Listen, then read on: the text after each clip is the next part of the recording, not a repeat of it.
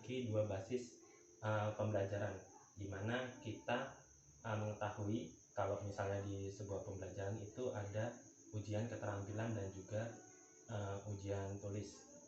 Nah, di dalam pembelajaran berbasis AKM itu dirubah menjadi sebuah basis keterampilan, basis konten dan juga basis keterampilan, basis konten dan juga basis kompetensi. Nah, di mana basis kompetensi dan konten ini memiliki beberapa perbedaan. Salah satunya kalau dalam pembelajaran berbasis konten itu kita melihat suatu isi materi dalam sebuah pembelajaran. Jadi kalau misalnya dalam pembelajaran berbasis konten ini kita lebih ke dalam pemahaman materi terhadap peserta didik. Dalam pemahaman materi ini kita bisa misalnya memberikan soal-soal atau bahan bacaan atau sebuah video pembelajaran di mana siswa itu dapat mencari informasi dari sumber belajar tersebut. Nah, tujuannya apa dalam pembelajaran berbasis konten ini? Nantinya hasil akhirnya siswa itu akan mengerti materi yang disampaikan oleh guru terhadap siswanya.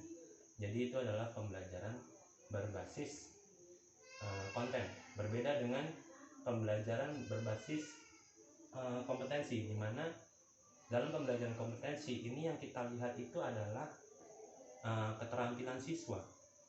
Jadi guru dalam menerapkan sebuah pembelajaran itu harus menerapkan sebuah praktik dalam mengajar.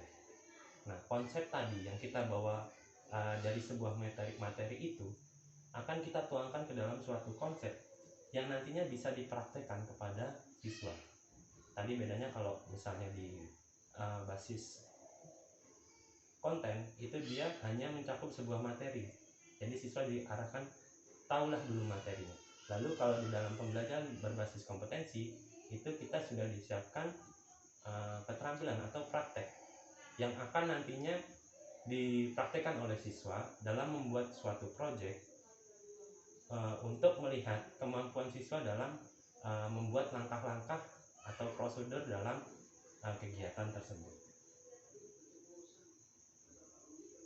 Nah, jadi kalau di dalam pembelajaran berbasis konten itu yang dilihat itu adalah konsep keterampilannya, langkah-langkah proyek yang akan dikerjakan oleh siswa, itulah yang kita nilai.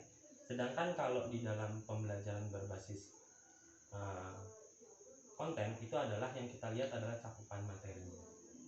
Jadi kalau misalnya di dalam pembelajaran berbasis konten itu yang kita lihat adalah hasil akhirnya, berapa siswa itu mendapatkan poin. Misalnya dalam sebuah tes tertulis kita menggunakan pilihan ganda 50 misalnya, kita lihat berapa betulnya, 40 misalnya, kemudian 40 kita kali 2 menjadi 80. Nah, itu adalah suatu hasil akhir dalam basis konten atau pembelajaran berbasis konten, berbeda dengan pembelajaran berbasis kompetensi, di mana hasil akhirnya itu adalah kita melihat pada proses penguasaan kompetensi. Misalnya kalau dalam pembelajaran agama itu ada praktek sholat. Nah, kita melihat langkah-langkah murid tersebut melakukan sholat, apakah sudah benar urutannya, nah, atau apakah sudah benar bacaannya. Nah, itulah yang disebut dengan keterampilan berbasis konten. Ya, mungkin